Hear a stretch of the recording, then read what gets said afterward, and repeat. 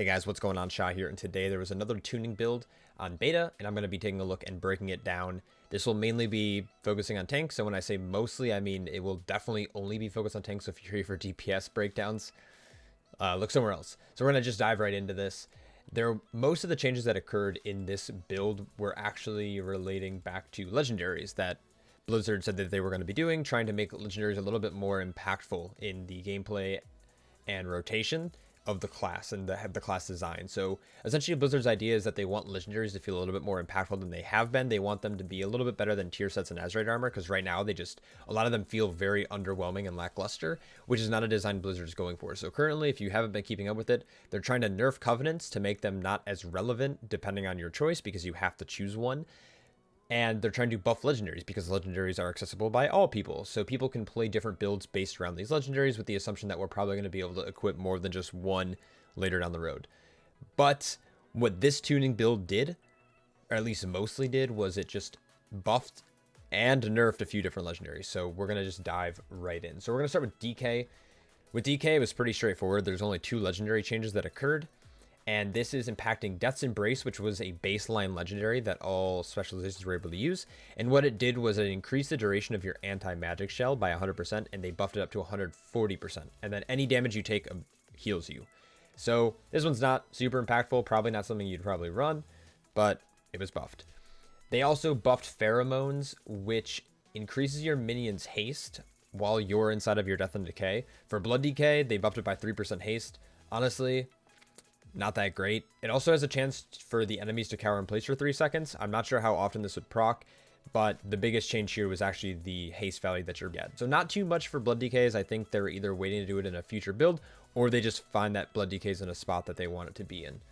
All right, moving on to Demon Hunter. There were some new legendaries data mined for Havoc, but we're not going to talk about those in this video.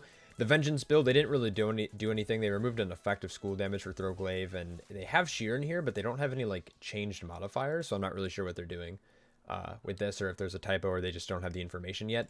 But we're going to skip over that. They made some changes to some of the legendaries. So Fell Bombardment, they mainly changed the wording for this. So Throwglaive deals damage to your primary target by 20, or increase the damage that your Throwglaive primary target does by 20%. I'm not exactly sure what they changed. It looks like the biggest thing that they changed here was what pieces that it could go on. And they removed it looks like they're removing Inner Demons and Half Giant Empowerment as legendaries, probably assuming that they're going to add new ones in the near future. But it was changed from a legendary item effect to uncategorized. I'm assuming that means it's being removed. Correct me if I'm wrong on that, but that's how I'm reading this. Next, we have Druid. There's a lot of changes to both Balance and Feral and Resto. So if you are one of those specializations, I recommend looking into the. I'll have this Wowhead link in the in the description below, so you can always check that out. But Guardian got some buffs, so I'm excited. So Frenzy Regen was buffed by 25%, so from 18% up to 24%. So I guess it was a 33% buff. So big healing from Frenzied Regen now, which is awesome. And they changed how much the damage reduction of Pulverize. So if you take Pulverize as a talent, typically done in Raid, you're going to have a 35% damage reduction, which is pretty big, though the cooldown was increased by 15 seconds, so from 30 up to 45. So just be aware of that. If you were someone who played with Pulverize, I never really did. The damage reduction was buffed, but the cooldown was nerfed. Lastly, they changed the Legacy of the Sleeper, which was a legendary that people speculated to be good, but it wasn't working with Incarnation. It looks like it does now work with Incarnation Guardian of Ursoc. So essentially what it's going to do is it's going to reduce the cooldown by 30 seconds, so making it a 2.5 minute cooldown. It's going to increase the damage you're doing, and it's going to give you 15% leech and immunity to effects that lose control of your character. So I'm not sure if this works with like the Venthyr ability. It's stunning you, but that'd be really cool if it did, if you were in Guardian with this. Or in Guardian of Ursoc with the Venthyr ability up, Ravenous Frenzy, and like you couldn't get stunned because of it. But I'm pretty sure loss of control... Is it stun? I actually honestly don't know. I thought it was like fears and things like that, incapacitates. So we'll figure it out. We'll have to do some testing with this one, and I'll be doing that on my stream in the probably near future. Next, there was some changes to Adaptive Swarm. I think it was mainly for the balance affinity, and then they nerfed the damage bonus of the Kyrian ability, Empowered Bond. to 20%. This used to be 30%. They nerfed it to 25 and now it's 20. So they're just kind of nerfing this ability across the board. Like I said earlier, I think that's their intention, is they're just trying to gut covenants into, or nerf them into the ground so legendaries feel a little bit more valuable. So that's what they did. And then they buffed Ravenous Frenzy again. So what they did is they buffed how long it's going to be up for. So now it's up for 20 seconds, but they nerfed the amount of haste that it gives you. So they had to reword the ability a little bit. It's still going to give you increased damage and increased healing by 2% every time you gain a stack, which is really, really, really good. I'm glad they made this change because the 15-second felt really, really bad. But they nerfed the amount of haste you can get from it by 50%. So instead of giving you 2% haste per stack, as well as damage and healing, it now only gives you 1% haste, but you still get 2% damage and healing, if that makes sense. And then you have to spend 2 seconds idle for it to stun you, consuming percentage of your maximum health. Honestly, Blizzard, please just get rid of this consuming. Like, the stun by itself is enough to be fairly devastating, but being stunned and consuming your health is just stupid. Or just consume health and don't stun us. I don't care, but like, this is such a stupid ability to have tied to a Covenant ability, because no other class has this. Anyways, I'm gonna rant about that until they change it. This news to me, this is not pronounced drought like I always thought. My American ways of pronouncing it is incorrect. It's, I guess, draft of Deep Focus. You're welcome. Was actually buffed by 25%, up from 30 for 40. So I just did a video yesterday talking about a Guardian Druid build that actually used Circle of Life and Death in a very niche single target encounter or situations. Draft of Deep Focus actually might be really, really good for Moonfire, Galactic Guardian build with, if you're a Necrolord. Yeah, that's pretty much it. So Guardian Druid all around, really good buffs. I'm super stoked for the Ravenous Frenzy revert, as well as, like I say, this Sleeper being changed and Frenzied Regen being buffed by 25%. Fucking awesome. Or 33%, I should say. All right, cool. Moving on to Monk. Monk was changed in a few ways. They buffed again Charred Passions. So I don't know if this is going to be an ability that we're going to, or a legendary that you're going to actually want to take. The Spinning Crane Kick isn't always an ability you're going to use, especially if you're, like, depending on your Covenant choice. And for them to buff it by an additional 30% now, after they just buffed it in the last build as well, I just don't think it's a legendary that people are running, or it's just lackluster. So I have to do some testing with this, but it was buffed. Mighty Pour was also buffed. The additional 10% armor and Purifying Brood chance not to consume a charge. So that was buffed as well. Might be something that you might run in high keys, but I have to talk to, like, some actual Brewmaster players, because Brewmaster is, like, one of the few tanks that I haven't really tested too much, especially with all these legendary changes.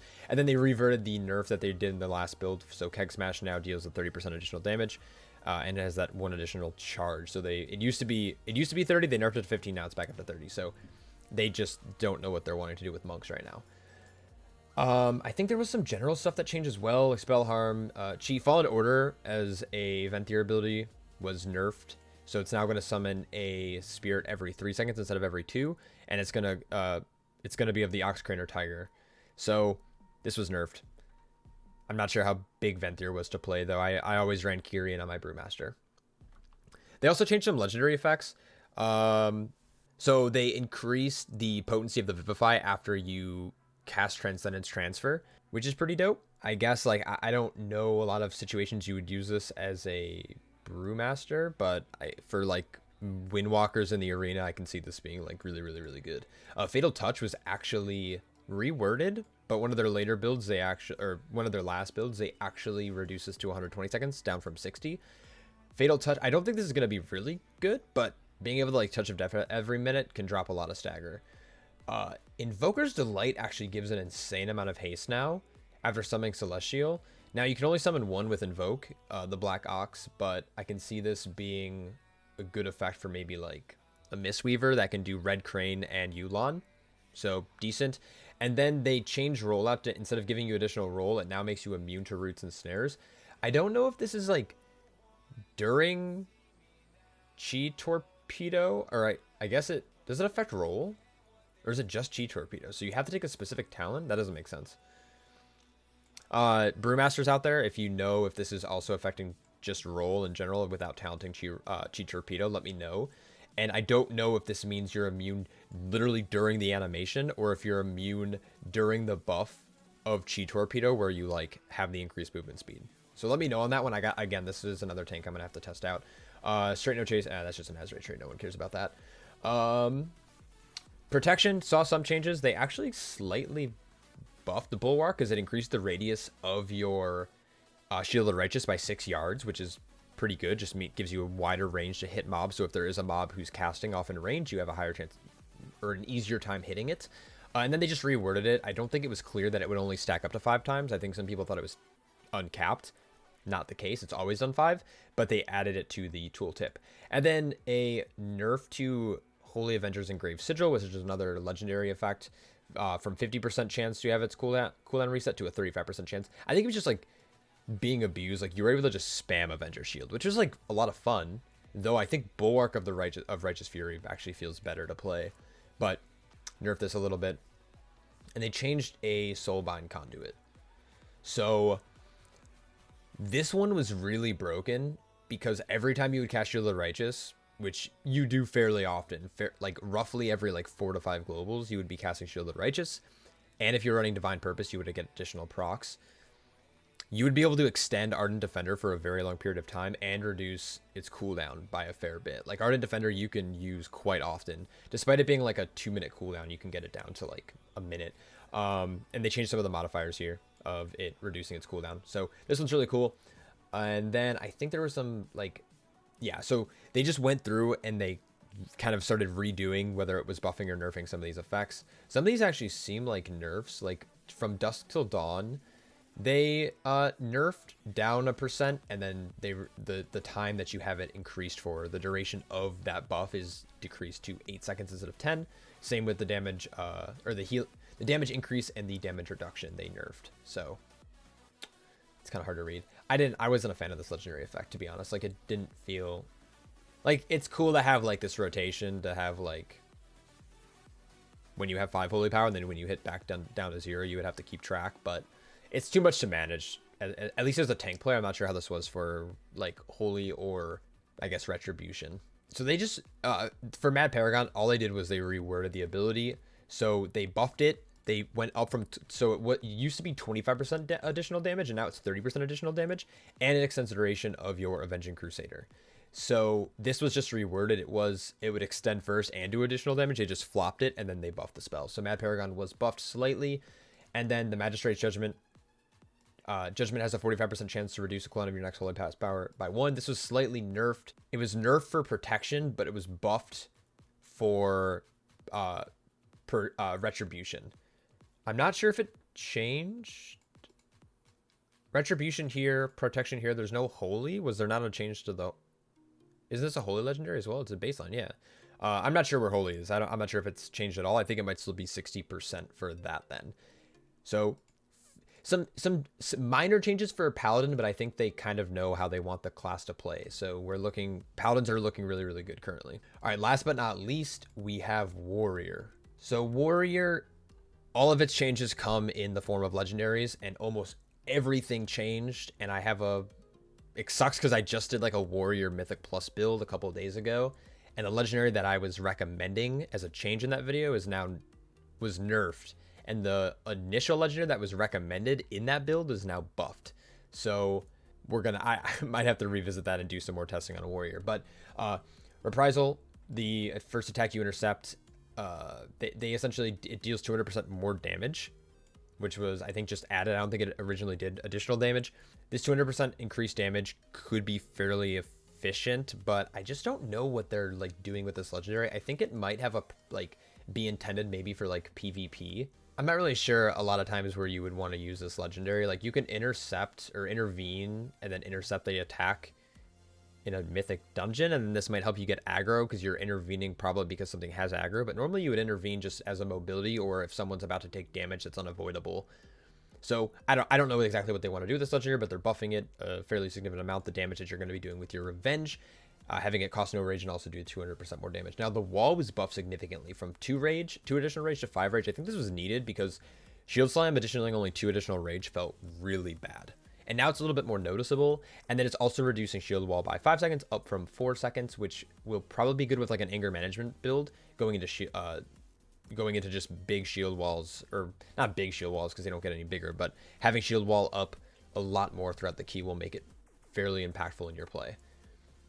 Thunderlord, this is the legendary that I was talking about that got nerfed. They capped it, actually. So each enemy hit by Thunderclap, it used to reduce the cooldown by 3 seconds per enemy hit. So if you pulled 15 mobs, it would literally, you would Thunderclap, and it would reset the cooldown of Demo Shout, which was awesome. But they saw how people were abusing that, and they nerfed it, and they capped it. So instead of doing 3 seconds, it's now 1.5, and it's only up to 4.5 targets. So in a situation where there's more than 3 targets, this is pretty much like a legendary that's going to be capped.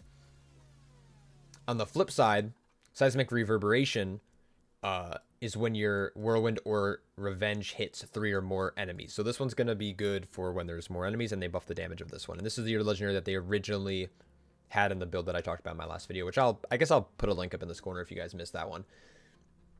And then they just, for Unbreakable Will, I skipped over it. It's only because they reworded. Shield Wall also grants 50% where it's originally read your Shield Wall. So this one, you don't really have to pay attention to because they just changed the wording.